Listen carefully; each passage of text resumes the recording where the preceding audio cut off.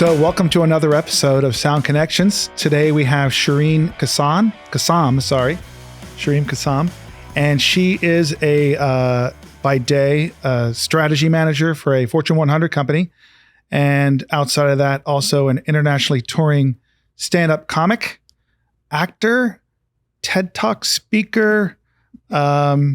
There was something else that I'm forgetting, but and of course, podcaster. Oh my God, the whole reason we're here, podcasting. So welcome. Thank you. Thanks for having me. Thanks for coming. That's so funny. So so the one thing that brought us together is the one thing I forgot. Yes. I told you before we started I'd mess that up. So, but we're going to go with it anyway.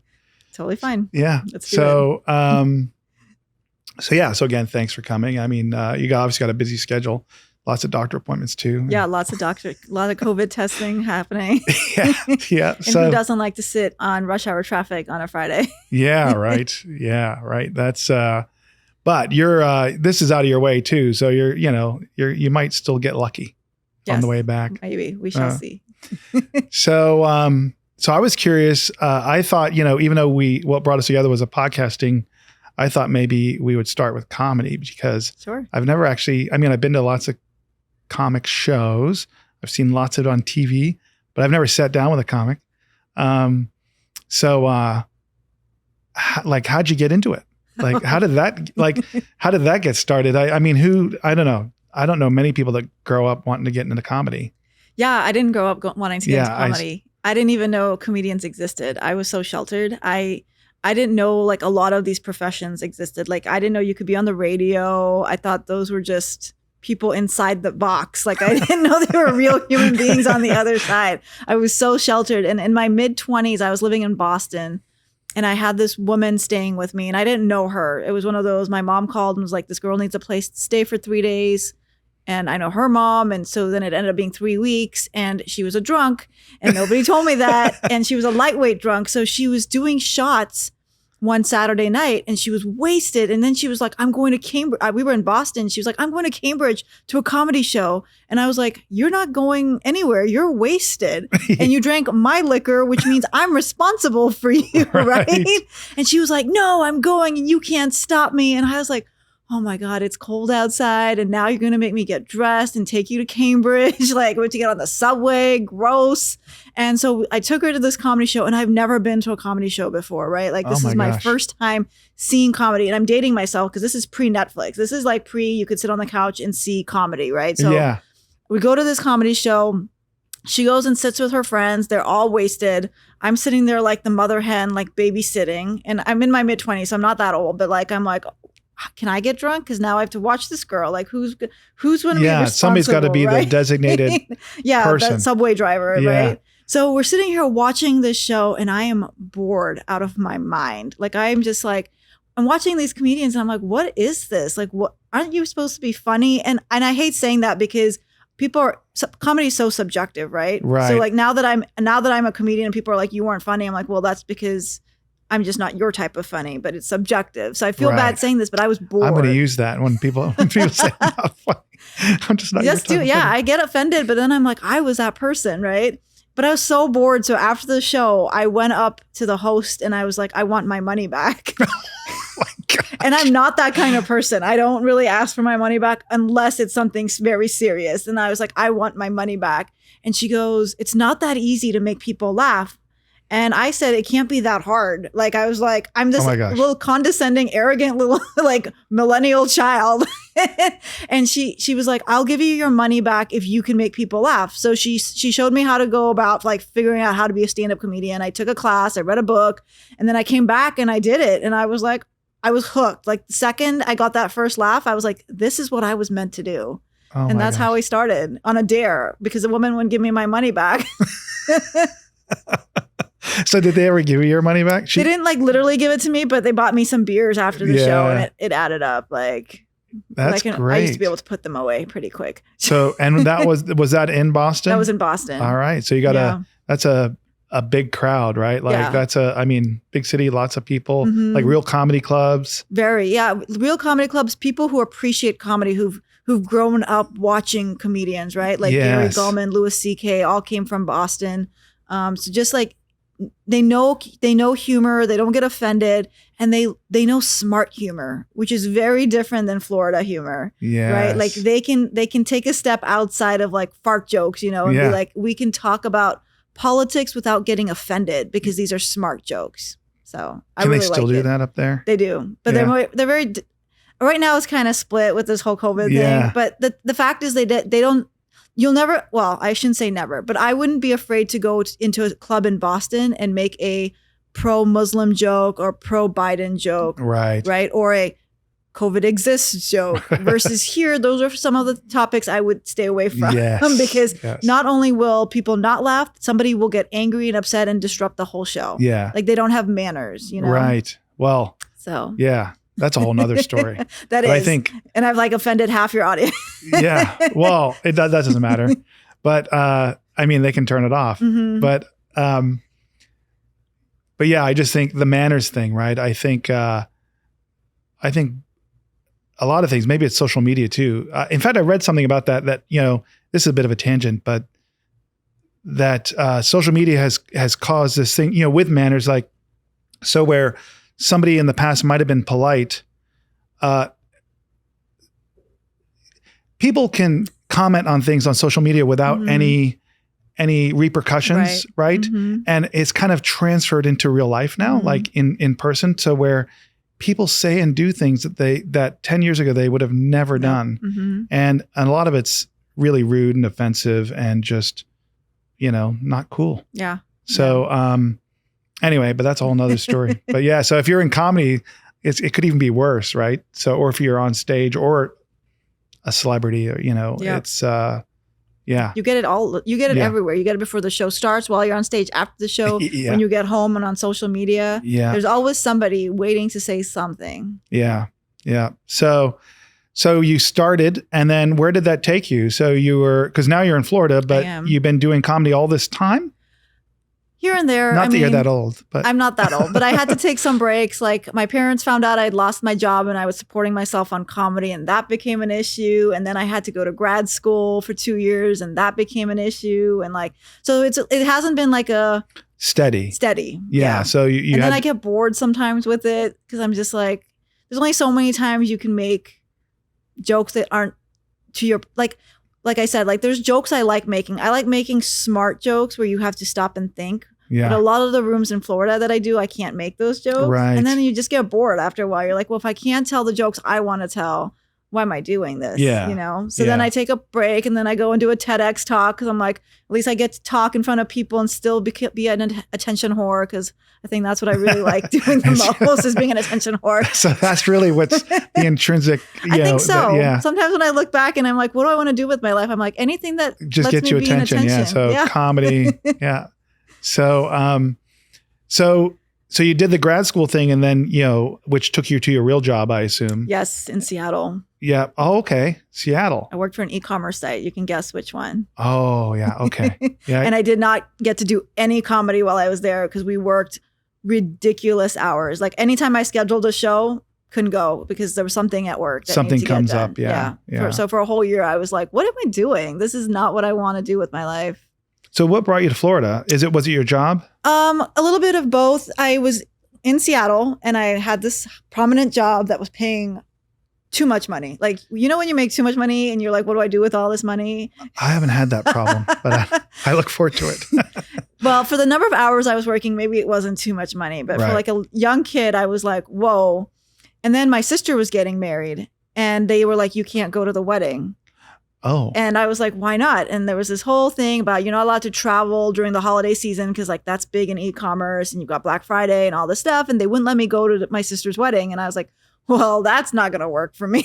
Right. So I ended up leaving my job. My parents live in Florida. I moved here to help my mom plan the wedding because our weddings are not like a day or two. Our weddings go on. Her wedding was 2 weeks. Oh my gosh. Yeah. I didn't know they were that long. I knew they were.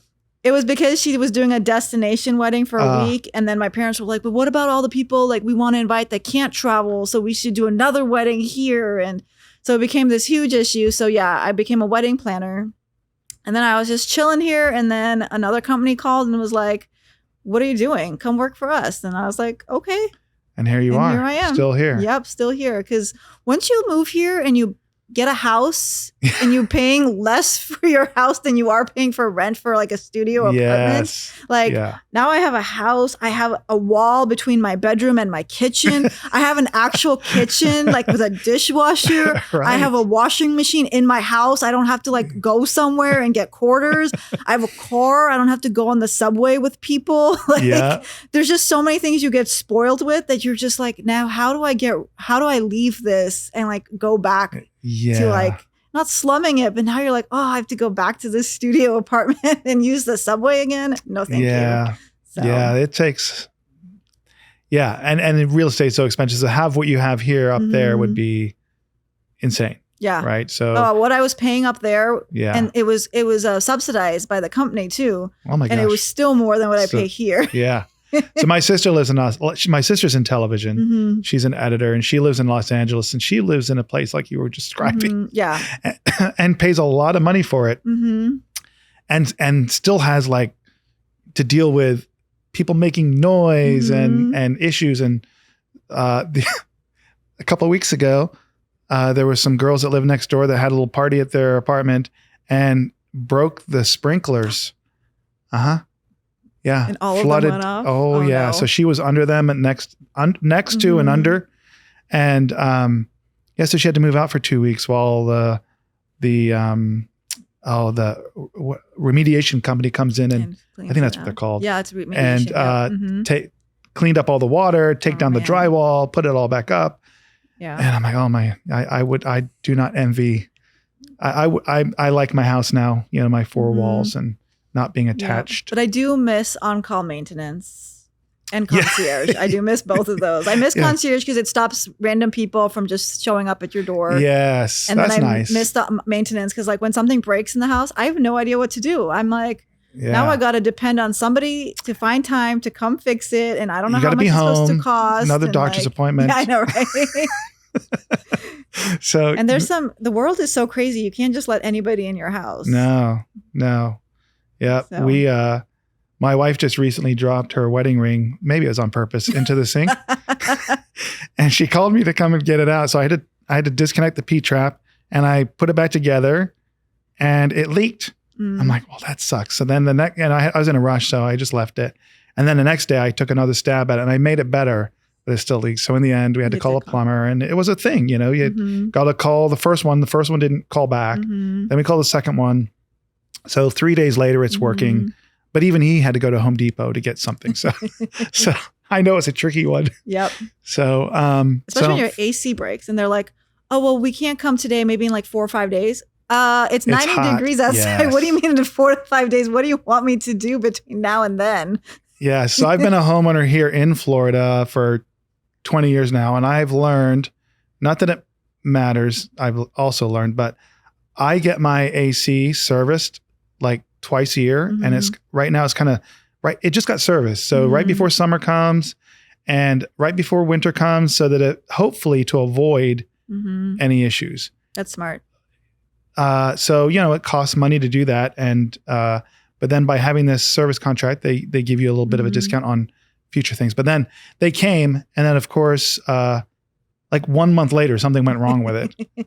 Luckily it wasn't hot. Yeah. But, so, knock on wood, this summer I'll be okay. Yeah. Because it always happens to break on a weekend. Yes. That or the smoke detector batteries at 2 a.m. I don't know why. Always at 2 a.m. And I'm like, who's coming to reach the ceiling? Because I don't know how to get up there. So I think things like that, like my little thing with the AC scheduling, sometimes I think about these things and it lets me that I've become a responsible adult. Because the other thing I do that I just started like 2 years ago, maybe it was on my 50th birthday or 49th birthday, but on my birthday or around there, January, I have an annual reminder on my calendar, my Outlook calendar, that to replace all of the batteries and all the smoke detectors for that reason, because it always happens. And here's the other thing that happens. Once you start living with somebody or married to somebody, it happens when I'm out of town, right? It doesn't happen when I'm there. It happens when I'm out of town, of course. And then, 10-foot ceilings, it's, it's a thing. So Yeah. Yeah. So text me next time. Just be like, I'm changing my smoke detector batteries. You should do yours. I'm going to procrastinate and not do it. Cause I'm like, well, the battery hasn't started beeping yet. There's still life in it. Yeah. So that's funny. So what comedy, like, so locally now, let's talk about Orlando. Mm-hmm. So you're working for this company here in Orlando. Yep. And you're still finding time to do some stand up? I am. Yep. Well, not as much right now because of COVID. Oh yeah. I believe in it. Yeah. And I just find it weird that people sit in the front row and then laugh without their masks on and all that spit's coming on you. Like my spit's coming on you, but you paid to see my spit. I don't want your spit coming on me. Yeah. So I've taken a little break from live performances, but I'll tell you, I love Zoom performing. Like, it's so nice. You don't have to get dressed up. It's so casual. Half the show takes place in the chat. Like everybody, like people won't laugh out loud. They'll go in the chat box and LOL and like they'll have a whole conversation in the chat. And so it's like, that's interesting. You feel like you're at a coffee house doing comedy with your friends, you know? I don't know. I like it. And you get the same amount of money. So it's like, why have I been getting dressed? I didn't even know that was a thing. Coming out to your shows when I could do it at home. Yeah.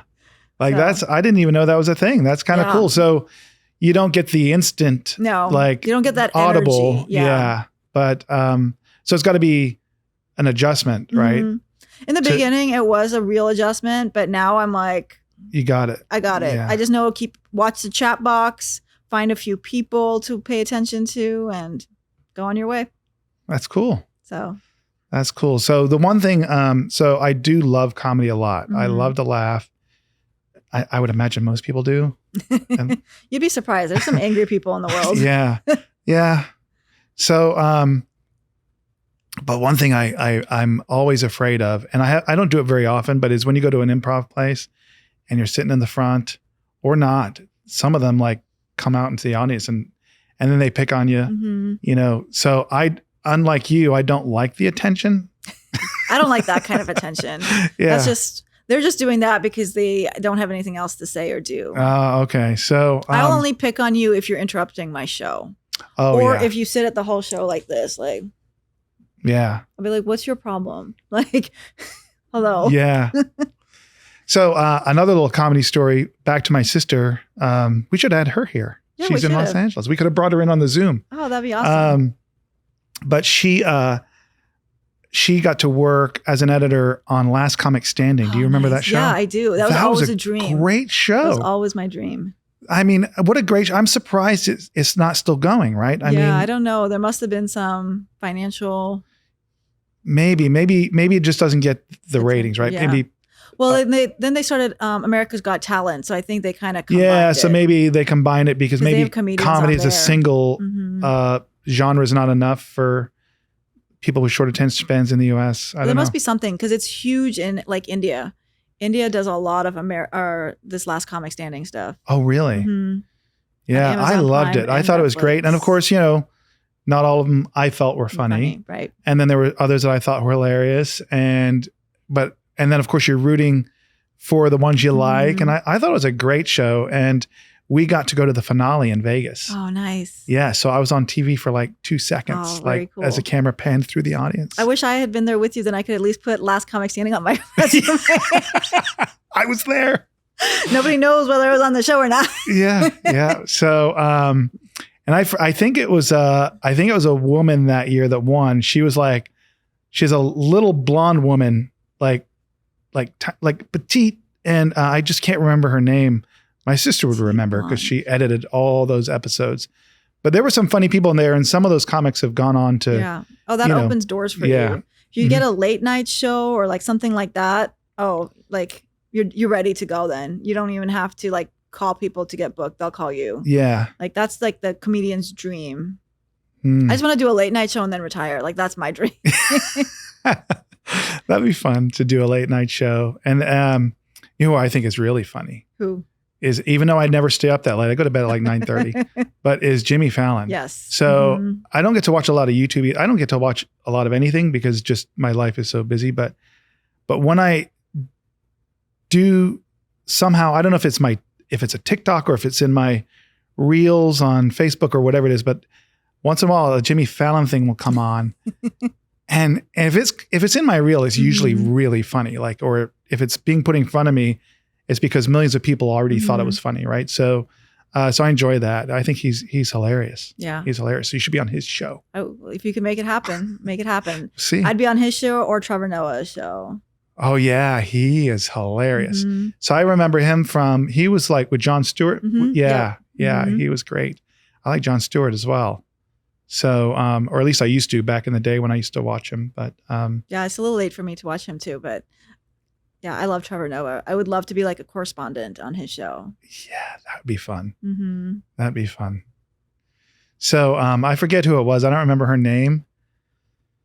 I think Trevor did some of this too, maybe, and so did the other guy who has a late night show now, with the glasses. Stephen Colbert? Yeah, Colbert. But when they do that thing where they're interviewing somebody like really important, they make them really look dumb because the camera's like over their shoulder. And I always wondered if it's real or if it's editing, right? So where they're asking the guy questions. I remember there was this one about gun law, and it was like the head of the NRA or something was being interviewed by one of those comedians. And see, here we are talking politics. This is bad. But what was funny about it, at least I thought was funny, is they were backing him into a corner with their questioning about, eliminating guns from the U.S. He's like, well, that would never work. And they're like, well, in Australia, they did that. And, and then he was basically saying, no, that's impossible. They didn't do that. It didn't work. And then they're like, no, but really, it did. So is this thing where they made him look dumb, but I'm like, is he really? Is he? Now, see, if anybody, I'm going to get some enemies from this, but is he really that? Did he really say those things or was it edited? No, he probably did really say those things because those shows are taped live. Yeah. They're live taping. So you can't really edit stuff like that. Otherwise, everybody in the audience would say something. Yeah. Oh yeah, he definitely said something. Well, I think they were like in a room. I think it was done like, it was more like a, anyway, I don't know. You have to look that one up. It would have been whatever that show was called, the Stephen Colbert, or it was Jon Stewart. Okay. Because it was a long time ago. And, but it was quite funny how they had a habit of doing that, like just making people not sound. I can imagine that happens because people do that to me at work all the time. People do that to me here. And I'm like, oh, okay. So you're still doing comedy, but so you're doing mostly Zoom stuff right now. I do have a show. Well, I don't know when this airs, but I do have a show tomorrow or tonight. No, tomorrow. I was like, wait, is it tonight? Tomorrow. No, it's tomorrow. Is it after your doctor's appointment? Huh? After your doctor's appointment. Yes. So where? At the Bloodhound Brewery. It's on Kirkman Road out over by Universal Studios. Okay. And are you usually doing comedy out that way? So I don't even know. I'm out of touch with comedy in Orlando because I don't get out much. But there used to be the SAC Comedy Club. There's the SAC Comedy Club still. It's still here downtown? On Orange Avenue. Yep. Yeah. So where do you go for comedy in Orlando now? Oh, there's a lot of places. A lot of them are like bars and stuff or hotels, but like the main place is the Improv over in Point Orlando off of iDrive. Yeah. And then there's places everywhere. Literally, like restaurants are always having comedy. Bars are always having comedy. I would just Google your area. I can't tell you because I don't want to say this place and then tomorrow it's closed. Oh yeah, Plus they're of course, not paying me to promote them. But my wife and I actually said that we want to do stuff where you laugh more because it's just good for you, right? And like I said, I love it. Like so, we'll have to search it out. Yeah. I think you sort of say these things and then you forget, But there's so many things to do. Yeah. Yeah. And it's risky right now where to go and and then for 2 years we haven't done anything, right? So we really hunkered down a lot, partly because we had a 9-year-old that couldn't get vaccinated and until a few months back. So we've just been super careful, but I'm hopeful now with numbers going down and that we can go and do stuff. I think my wife just ate indoors for the first time last night. Wow. With her girlfriends because the place they were going didn't have outdoor seating and there were a group of them. So she made the call and did it. So in my line of work, I have to entertain quite a bit. So I've had to do it. But when I have the option, I choose a place, except in the summer. So let's talk about your podcast. So you've have this comedy thing happening.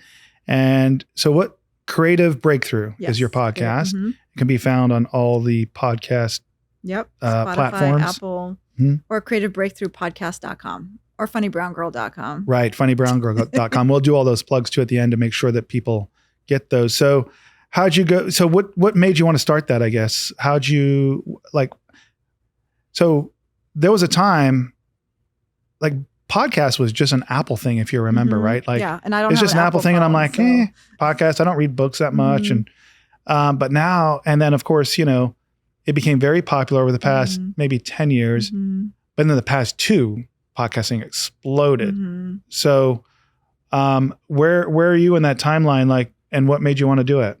Yeah, sure. So I started my podcast in 2018, I think. I don't remember.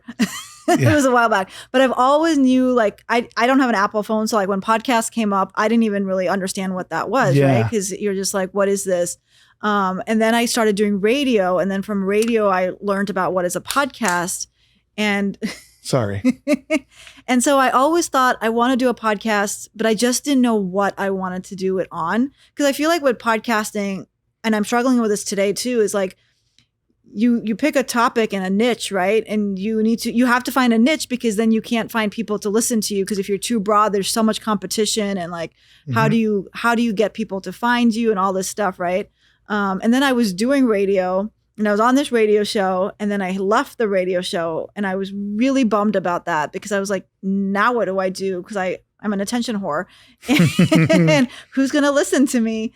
And when I left the radio, that's when I realized what I wanted to talk about. So I left the radio, and it was over the fact that I'm Muslim, and radio listeners wanted me to apologize for being Muslim because they found it offensive. And my co-host wanted me to apologize as well. And I was like, you must be kidding me if you think so. That's why you left the radio. Yes.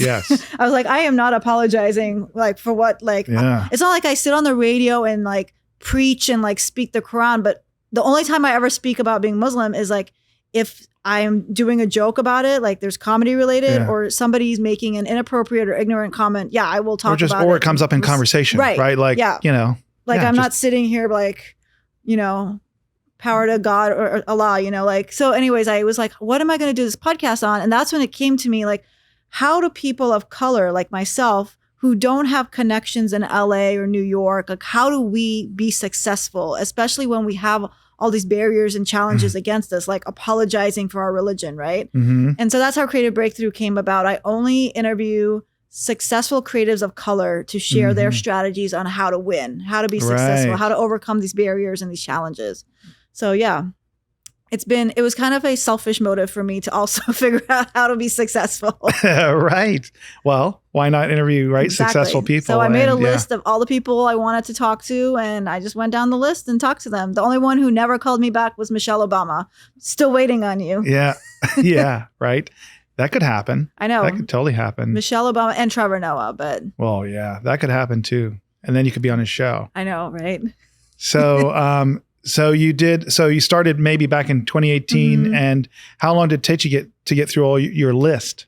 I put the podcast on hold in 2021 because at that point I had interviewed everybody on my list except Michelle Obama. Right. And I said to my listeners, listen, I accomplished my goal with this podcast, except this one person. So we're going to put this on pause until she calls me, and then we'll start this back up.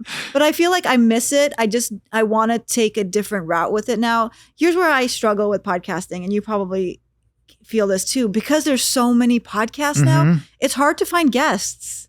Like a guest is like, why should I do your podcast over this podcast? Like back in the day, people were like all excited, and now people like want to be paid for it, or like want a reason to do your podcast. Like, what are they going to get out of it? And it's not about helping people anymore or spreading your brand or your message. It's about monetary gain now. Yeah. And so I'm at a crossroads because I don't want to start paying people, but I also don't want to lower the quality of people I have on my podcast. Yeah, that's so. I don't know that I can help you there. But I would agree. I mean, I think the only reason to pay people to be on your podcast, I think in a case where there's some kind of exchange like that, it's got to be a win-win.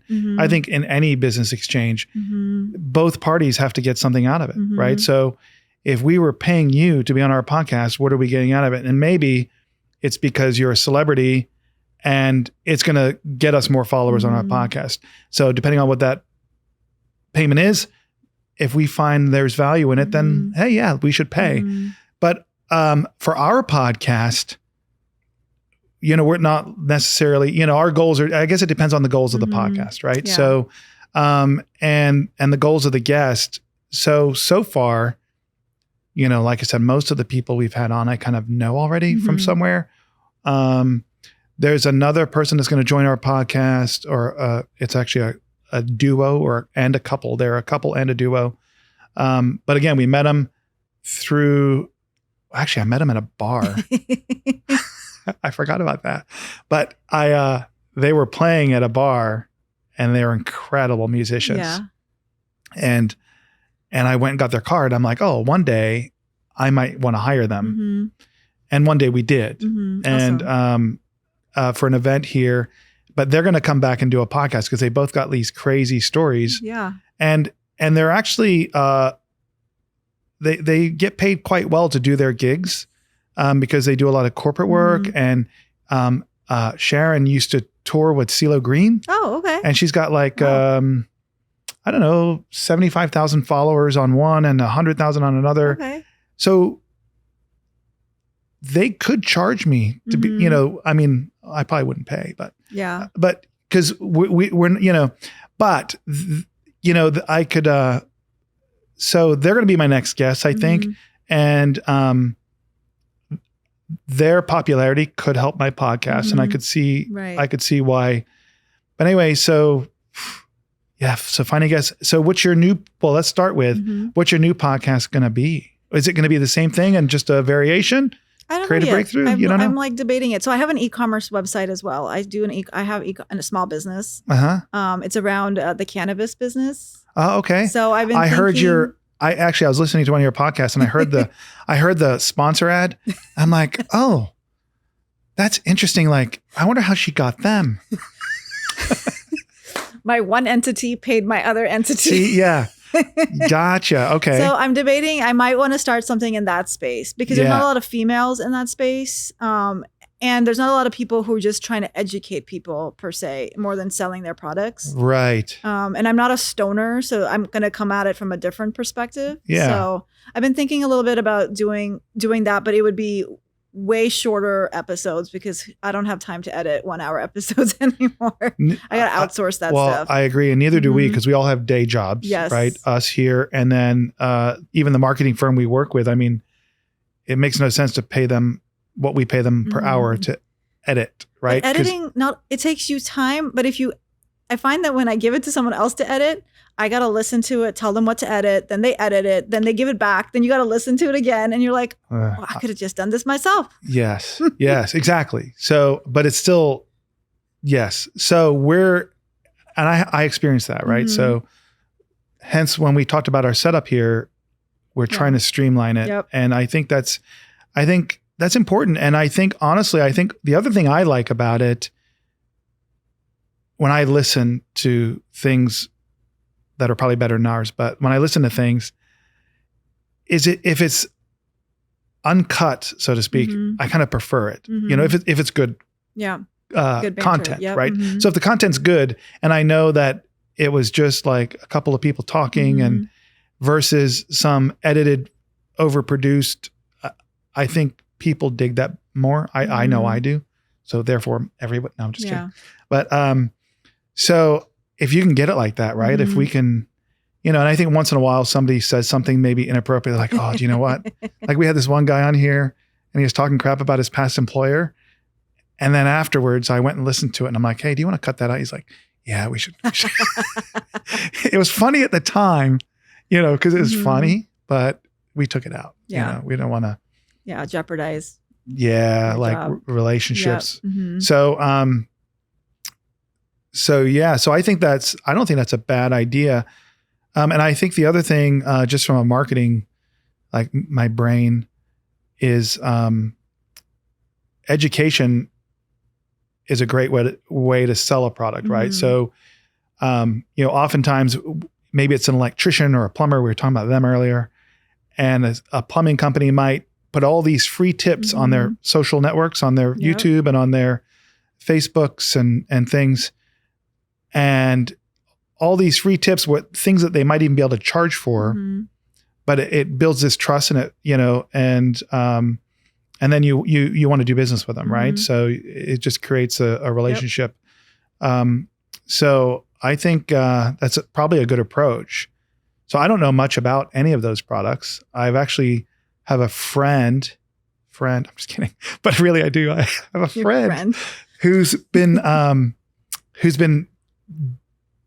taking some edibles, some gummies, and then there was this other thing that this person was talking about Delta 8. Yep. And I don't even know what that is, but so someone like me would need to be educated before I'd ever forayed eat into it, that space, use it, whatever. But it is interesting because, I have sleeping problems from time to time, and I heard your little ad. See, it worked. So your ad about, sleeping better, I'm like, oh, but I don't know much about it, right? So if I had the education from your podcast, I would listen, right? So maybe you got something there. Yeah. Now I just need this setup in my house. Yeah. Well, and the other thing that we haven't actually, I don't think we've actually talked about on the podcast, and we can always edit this part out if we want. But when we have like Shure friends, right? And that's kind of how we met. We met through the brand, the Shure microphone company. You can come and record here anytime you want. Okay. And we're not going to charge you. Right. So maybe you plug Shure and you thank Shure, and so your followers see the brand. I mean, so there's that, so now of course we can't open it up to the world, which is why we might edit this out. but so for, industry people, we can do that. Right. So as long as, you can have a guest here, book it, or you could, come all day and have, a guest, every couple hours. So that would be the most efficient way to do it. And then you've got 4 episodes in the bag, and then you come back like a month later and, That's what I was already thinking. I was like, I know one person, we would just sit here and do an hour or 2 hours, and I would just post like 10-minute clips, 10-minute podcasts. Yeah. There you go. Yeah. So yeah, I'll totally take you up on that offer. You just, let's work that out. It's a far drive, but I'll make it work. Yeah, but it's, and then, we have our entertainment space if you, at the end of the day with your guests. So, we can work something out there. In case we take one too many edibles, there's snacks. Yes. So at the end of your podcast, at the end of the day, all the Doritos are gone. Yep, exactly. And the water. Yeah, the water. So, all the beer's still there. It's just all the water and the Doritos. You asked for it. That's funny. We'll get you on here too, trying some stuff live for the first time. Yeah, there you go. I'd be up for that. I'll try it. So, I dabbled with the real stuff back when I was a teenager, and I didn't dig it. It just made me sleepy, right? So it just made me sleepy. So we'd be at a party or something, and I would just kind of want to just curl up in the corner over there and just go to sleep. So, alcohol became more of my thing, where it makes me, a little more outgoing and, inhibitions and, less self-conscious, whatever. And you're just having a good time. And then before you know it, you're dancing, and I'm a horrible dancer. And so that just became my thing. And I just never, my friends do it. Some of them, less of them now probably. But or they just don't talk about it.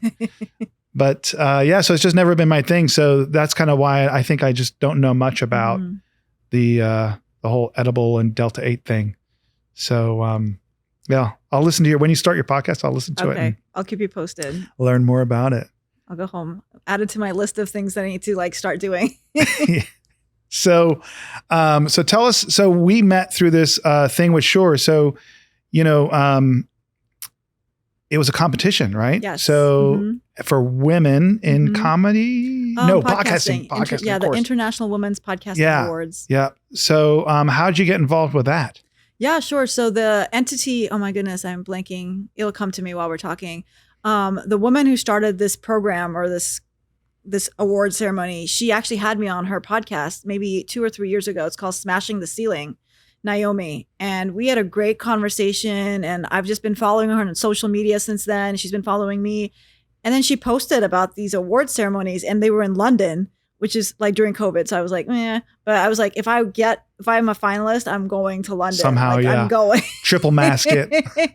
And then all of a sudden I became a finalist, and I was like, I'm going to London. Yay. And then of course I couldn't get in because there was some they weren't letting Americans in. Yes. I had the same problem. I was supposed to go and I couldn't go, and I had to cancel the trip. Yeah. And I was so upset because I love London. London's like my favorite place, and I couldn't go. But then I won, and now, it's been cool. So you won, but you couldn't go to the ceremony. No. Yeah. But I'm kind of glad because when I saw the pictures and I saw how everyone was dressed, I was like, oh, that is not how I would have been dressed at the ceremony.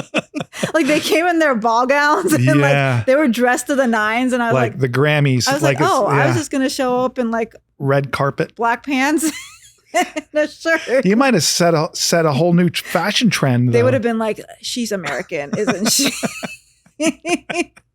Yeah. So I'm actually British.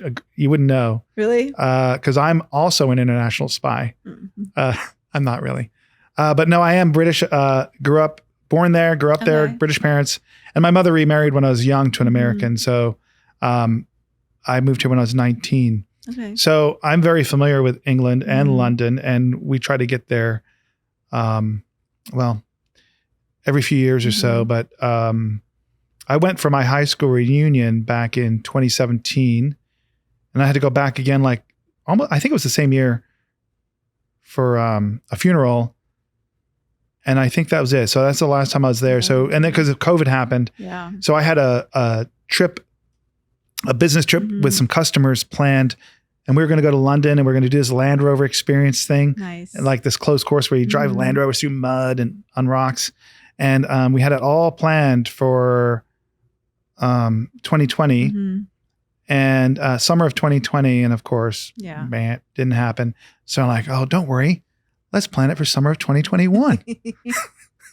And that was the year. I don't remember back in 2020, but 2021 was when Americans couldn't go in. So when was that might've been the same time. Same time. Yeah. So we couldn't go in and we were waiting because we were waiting till the last minute.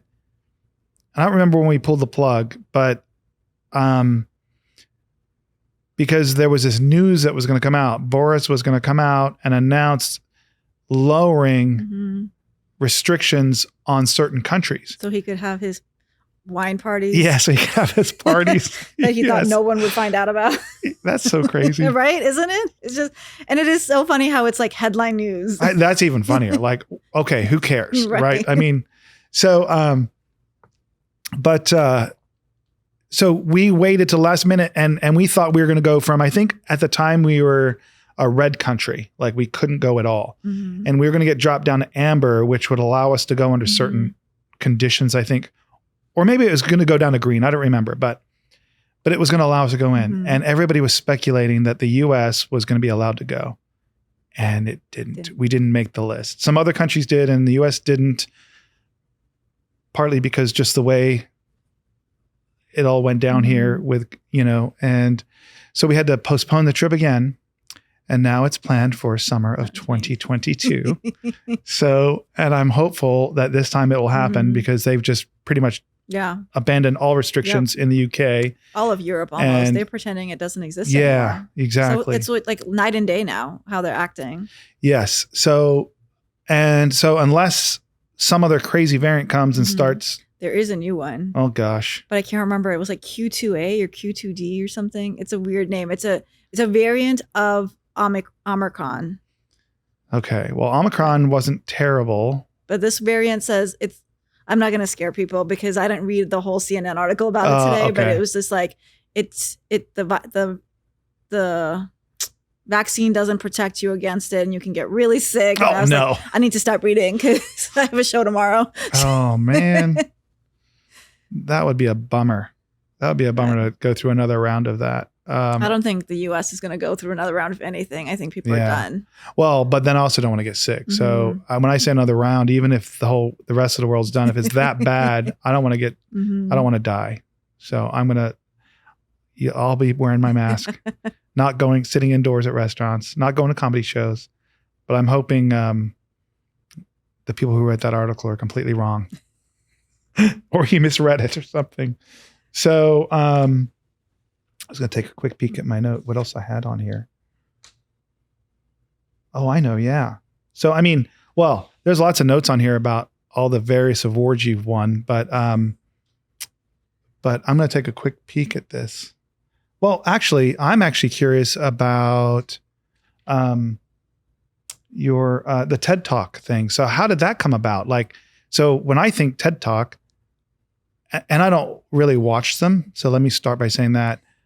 But the ones that I have seen, like clips of, are like ridiculously famous scientific or like CEO, blah, blah, blah people. So how did you invite yourself? Did they invite you? Like, how does that work? So there's two types of TED Talk. There's TED Talk, what you're talking about, which is like famous people and celebrities. Okay. They get invited to come, and it happens there's different locations, but it's Vancouver and California. Okay. And then there's TEDx, which is what I did, which are grassroots organizations across the world where it's like part of TED, but it's like independently organized. Okay. So I did a TEDx. So gotcha. I wasn't invited because I'm not a celebrity yet, but I will be one day. You will be. I know it. I can feel it.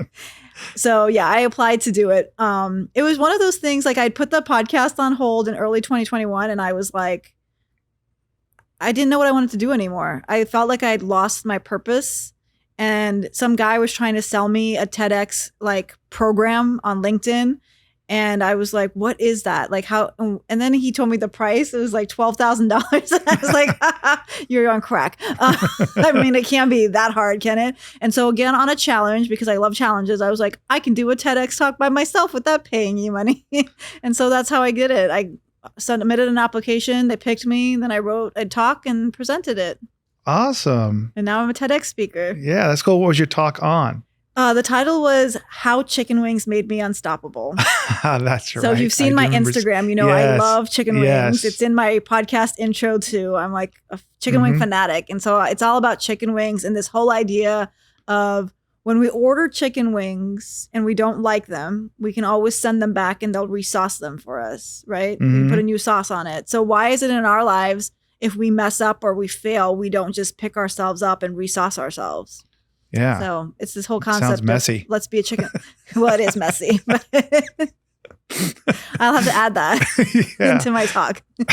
So yeah, it's about chicken wings. Yeah.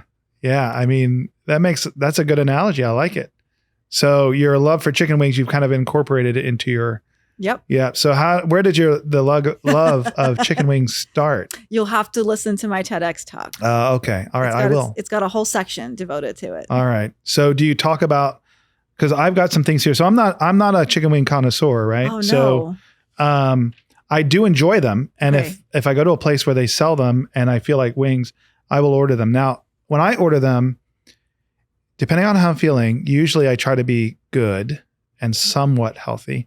So I'll order them grilled and typically with nothing on them. And then I'll get some things on the side and like dry roast. So that's how I get them. Yeah. So, and I don't mind. I actually like the flats. Okay. And I like to twist it and pull the thing out. And then, so, cause somebody taught me that once years ago that if you take that thin bone and you twist it, it'll slide right out. And then it's much easier to eat the remaining. So I got a couple of questions here. So for your chicken wings, flat or the drumette? Oh, flats all the way. Flat. Okay. Grilled, fried, or baked? I didn't know baked was a thing. Yeah, baked is a thing. I like fried or air fried. Air fryer wings. Okay. Grilled, you have to be careful about because sometimes they say grilled, but they're actually fried and then grilled. And then grilled to make it. Yeah. Because sometimes they're really damn good. And I'm like. Yeah, they're fried and then grilled. Yeah, I bet you. Because they try to get you. I hate to bust your bubble, but when the guy told me, I was like, what? These are way over my calorie limit. Yes. Yes. So, but now now I'm going to feel guilty. But fried or smoked wings are really good too. Smoked. Yep. So, do you know, there's a place here. Oh my gosh. I think it's there. Now I'm questioning if it's there, but it was a sushi place called Sado, and they make a smoked wing. Do they? And I could be wrong. Like I might have the restaurant wrong all of a sudden, but they're really good. It was Domu. You're right. Wings. It was Domu. Their smoked wings are really good. I knew it was like some sort of Asian thing. It could be Sado too. I haven't been there since pre-COVID. So I think you're right. I think it's Domu. They have the Korean wing. It's like a honey sauce, like a soy sauce on it. Yeah, they're very good there. Yep. Yeah, and they're big. Yes, they're really nice. So breaded or naked? Naked. Spicy or sweet? Oh, spicy. Spicy, I figured, yeah. What's your favorite sauce? I like a hot buffalo or a mango habanero or anything fun that's spicy though. Yeah. So I like spicy, but it can't be like that spicy that just the next thing you eat, you can't taste. You know what I mean? It has to be. Oh, that's the best. Really? Because then you get to have fries. Yeah. Yeah. And a beer. So I love spicy food or like really deep flavor. So like I love Indian food for that reason, right? Like it's complex and sometimes it's hot, but you can still taste everything. Like, and yeah, you might need some Raita, right? Yep. Calm your mouth down. But so blue cheese or ranch? Blue cheese, 100%. Yeah, I can't do blue. I can't. Really? I love cheese, but I don't like the blue cheese. Good. But I do like ranch. And then celery or carrots? Carrots. The celery's like, celery's like you're eating a wing and then you're eating the celery to like decrease your calorie count because you lose calories eating celery. It's calorie deficient. It just sucks the calories out of you? Because it's mostly water, so you burn calories actually chewing it. Oh, gotcha. But the celery has no calories, so you're calorie deficient. So you could weigh out like 20 celery sticks to one wing. I mean, I see. Yeah. So if you eat enough celery. Yep. Yeah. And of course, if you eat that much celery, you'll probably be full and not eat as many wings. True. Yeah. That is true. That's funny. No, I'll still eat them all. I went to Buffalo Wild Wings yesterday because they have BOGO on, what day are we on? Thursdays they have BOGO. I didn't even know this till I got there. But like I walked in and everybody was eating these big trays of boneless wings, right? Like a lot. And so I asked the waiter, I said, why is everyone eating boneless wings today? And he's like, oh, it's BOGO. And so I was like, oh, okay. So I ordered 6 boneless wings. So I got 12 and I was like, I'm just eat my 6. And then of course I ate all 12. No, of course not. I have that sickness. So you could give me a small plate of food and I'll eat it and probably be satisfied. And, or you can put 3 times as much food in there and I will eat it all, even if I feel full. I might stop eating and then it just stares back at me. That's what those wings were doing. I was like, and the guy made me try garlic parm because he said it was the best on boneless wings ever. And so I did 6 garlic parm and they were not that good, but I still ate them all. And I was sitting there eating them and I was like, why am I eating these? Just throw them away. Yeah. So they're not that good. Why? Yeah. So I know some people that have good discipline like that. They're like, hey, it's not worth the calories. It's not that great. I'll get something else or not eat it. But no, if it's in front of me, I'm probably going to eat it unless it's just disgusting. Yeah. But that's all relative as well. So they were bad, but like I had enough sauce from the other 6. So I was like dipping and stuff. I was making it work. Yeah. Making it work. But I didn't need to eat all of them. I still feel sick today from eating them all. So what's next for you? So, I mean, we know about your potential podcast, or you will be doing a podcast, just trying to sort out what it's going to be about. What else have you got coming up? Anything that we want to tell people about the millions of listeners we have? No, my next big thing really is waiting. So the TEDx talk is not out yet. They're still finalizing it, editing it. And then it goes to TED, the main TED people, and they approve it. And then they put it out. And then the goal becomes rack up as many views as you can so that you can go viral. And then And then that will help you. Yeah. And then people will call you so you can do more attention whoring stuff. And then you can quit your day job. Trevor's going to call. So that is the next goal. It's like, I literally have been working on, when I get that notification that the video's up, how am I going to get the world to watch it? Right. That's a tricky one. Yeah. So that's where my attention is right now. Yeah. Focus. So what do you think the timeline is? When do you expect to see it? It could go like in the next week to the next month. It could just drop at any moment's notice. Do they give you a heads up, or is it just going to just drop? Just going to happen. Yeah.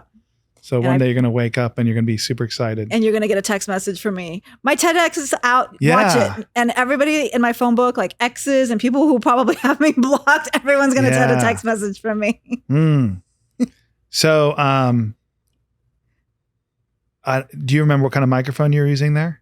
No. You were a lavalier. Yeah. A lavalier or a headset. Yep. Yeah. Okay. So those are far less, even if it was a Shure, it might not be obvious, right? So to the viewer. Oh no, you could see this one. Okay, it's a big one. Yeah.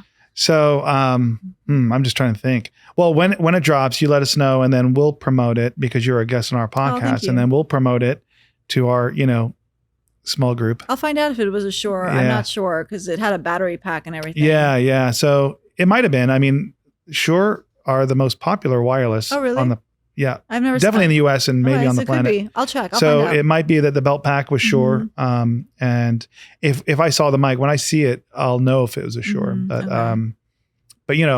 unlike this, it says Shure right on the back of it, right? Like it's not as obvious. Yeah. So, or in fact, I was looking at your Instagram and I saw a photo of you holding an SM58. It was a wireless SM58, but we recognize the mic. Yeah. So that was probably, Sometimes I take off the cord to make it look like I have a wireless, but it's not wireless. Oh, no, that one's definitely wireless because it has a different shape. Yeah. That one, you might have been like, it was probably somewhere you were performing somewhere or talking somewhere. So, so is there any desire to go back on the radio? Sometimes, but it's just so tricky, radio, Yeah, and I don't know much about that world, but we had a guy from the radio here. Oh, we're gonna have to edit this part out because I can't remember his name. Scott. He's UCF. He's a broadcaster, does sports stuff, right? Okay. So, although he was quite funny, but yeah, he's really a sports guy and works on the UCF radio, so we were introduced to him through Clarity, who we work with, through Craig, and then our main interface with Clarity Creative is a guy named Mike Thomas, and he used to be in radio, so he knows a bunch of radio people like in South Florida. Okay. So anyway, you never know. You network with these people, but there's an opening at a local radio station, but I'll ask you about them off air if you know them. Was that? I said there's a radio show here in Orlando that has an opening. So I'll ask you after we turn everything off if you know anybody there. Oh, okay. I don't know a lot of radio people, but I might know somebody that knows somebody, right? So yeah. Well, yeah, radio's fun. The waking up in the morning thing's hard. Yeah, especially if it's a morning show. Yeah. That's like your whole day gone, and I'm not a morning person, so I need a nighttime show. I mean, I kind of like the I don't know. Some people say we're going to have to edit some of this out because I think I'm going to offend people, but I feel like radio, I don't want to say it's dead because I listen to it. I listen to XM on the way to work for all of 6 minutes, my commute. And then, there's especially in the morning, there's this talent that's, having these conversations between a song or two. But I mean, does anybody listen to the radio? I think I would be more likely to listen to you on demand, right? So podcast or YouTube or, so if you're doing something super interesting to me, rather than try to catch you on a radio, but I guess the radio has a built-in following, right? Like people that tune in all the time. They're just, in fact, my radio is almost always on the same station, right? So I guess I don't know. Yeah. I guess I'm rambling And now. then there's people like me. I don't have Bluetooth in my car, so I have to listen to the radio. Yeah. So I have that. I have the Apple CarPlay, the Bluetooth. Mm-hmm. Oh, that's funny. I just realized what happened. So it went dark we were sitting I wasn't here. even paying attention. I was like, ooh, mood lighting. Is there going to be wine? Yeah. I think because we have these lights, but I just looked at them. Now I've got squares. But yeah, our lights in here are on a motion sensor. So because we're all over here sitting still, it thought there was no one here and it shut them off. So, yeah, that's kind of funny. Yeah, no, but I agree with you. Radio, there was I'm forgetting his name, but there was a legend, an Orlando legend who was on the radio. He retired a few years ago. And I had lunch with him and he was like, I was on the radio at the time and he was like, don't do radio, do a podcast. Yeah. He was like, get out of radio and go do a podcast. Like that was his advice to me. Yeah. So. And I think you're right. There are a lot of people doing it there. And, you know, even when you search for a podcast, like somebody points one out to me and I search for it, sometimes it doesn't come right up because there's so many.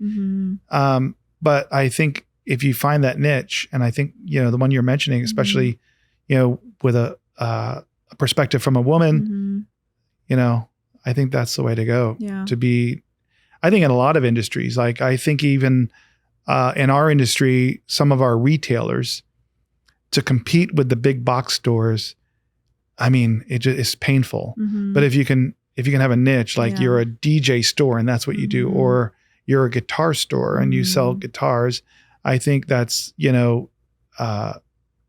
you can better compete and offer something different. And I think the same thing goes for content, right? If, you know, we all have our little things that we're into and sometimes it's hard to find information on it.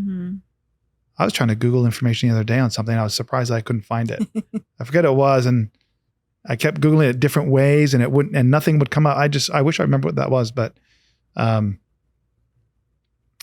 it's probably inappropriate. I don't know. I'm kidding. So anyway, well, thanks for coming. Thank you. Thanks for having me. This was fun. I had fun. I thought it was good. I think this is one of the better ones. Oh, well, thank you. Appreciate that. Yeah. So normally you don't do this on the thing and we can always, but being that you were part of the Shure competition thing there for your podcast and you didn't get to go to London, you know, this is not the same. It's not a plane ticket, but you know, there's at least a pint of beer.